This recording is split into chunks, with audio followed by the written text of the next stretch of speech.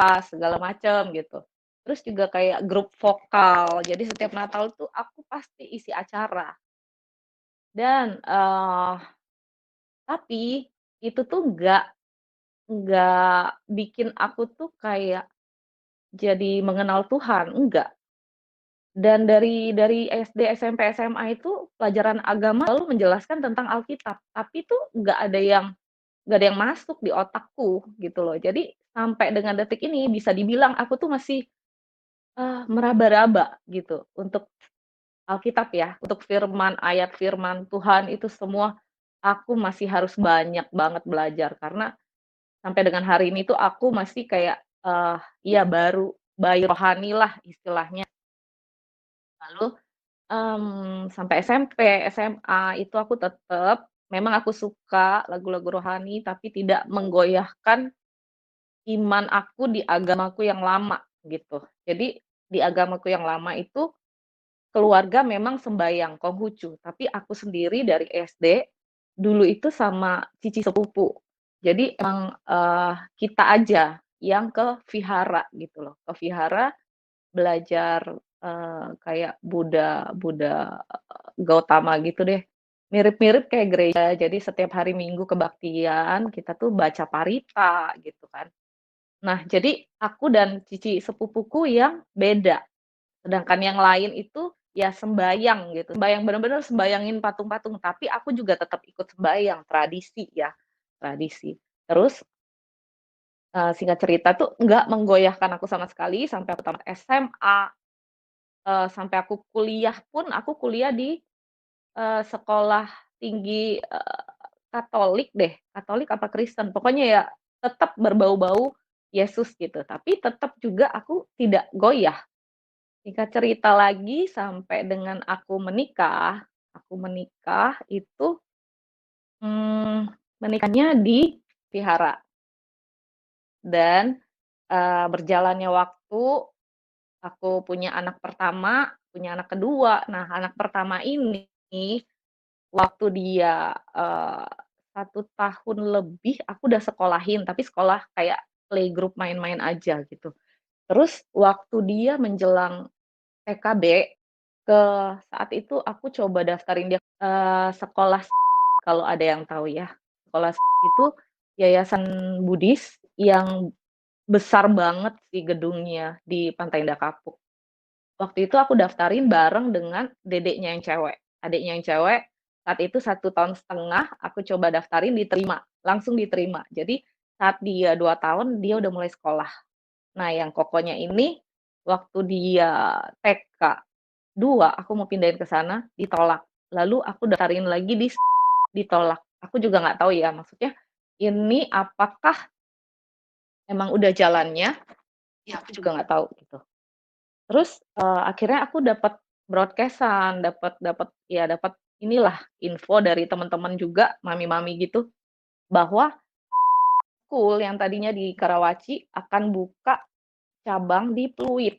Saat itu masih di mall, sampai hari ini ya masih di mall, di Pluit Village, di yang dulunya itu Mega Mall. Jadi Karawaci akan buka cabang di Pluit. Waktu itu aku terima kayak flyer-nya gitu, terus aku pikir, "Kenapa nggak aku coba?" Gitu loh. Eee, nah saat itu aku tahu banget, siapa sih yang nggak tahu itu, basisnya itu Kristen, rohani banget kan.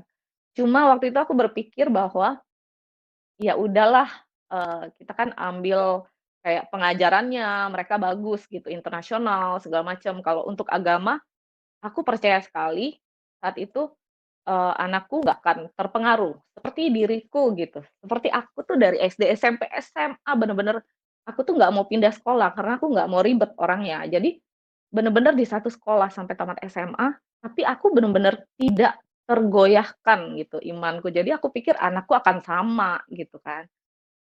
Ya singkat cerita, oh iya, sebelumnya nih, aku info ya, aku tuh dari kecil sampai besar itu, bener-bener ya maaf ya untuk teman-teman yang beragama Kristen, aku dulu itu sangat-sangat tidak suka sekali, nggak suka banget sama agama Kristen. Karena apa? Karena tuh tertanam di otak aku tuh dari kecil tuh kayak orang yang beragama Kristen itu sangat-sangat ya dulu anggapan aku ya egois, menganggap Tuhan dia yang paling Tuhan satu-satunya, Tuhan dia yang paling bener, jadi kayak agama lain itu, loh emang, eee, agama lain nggak ada Tuhan gitu, jadi Kristen doang. Dulu tuh aku sampai yang kayak, gila nggak suka banget, intinya tuh nggak suka banget sama agamanya ya, eee, dan kebetulan sering juga ketemu manusia-manusianya, tanda kutip, yang kayak maksain banget gitu loh, maksain banget, Kristen Kristen gitu. Jadi kayak nggak nyaman dan nggak suka aja gitu loh. Terus, mmm, lalu berjalannya waktu, eee, kembali lagi ke anak kayak nggak ngerti gitu loh, Tuhan aku itu yang mana? Aku sempat berpikir, yang aku sembayangin itu banyak loh, terus yang aku harus ngadu ke siapa? Yang mana satu? Sebenarnya Tuhan aku tuh siapa? Aku bener-bener nggak tahu selama ini tuh.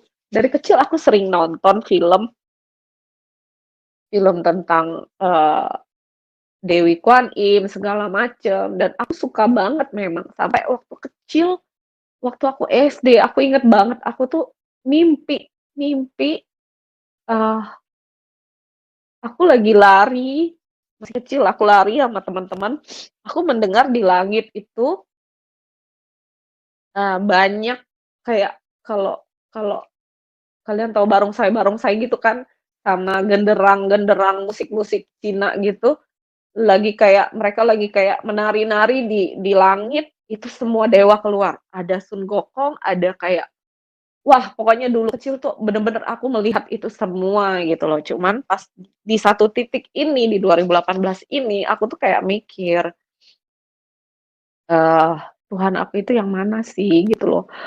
Kayak aku tuh pengen banget berdoa dan mengadu gitu loh. Aku pengen maksudnya, ah, aku tuh butuh Tuhan yang bisa aku curhatin, bisa aku mengadu gitu loh. Nah dari sana makin makin makin sering bergumul, ketemulah bukan ketemu sih, temen kecil aku temen kecil aku tuh orang Palembang, dia juga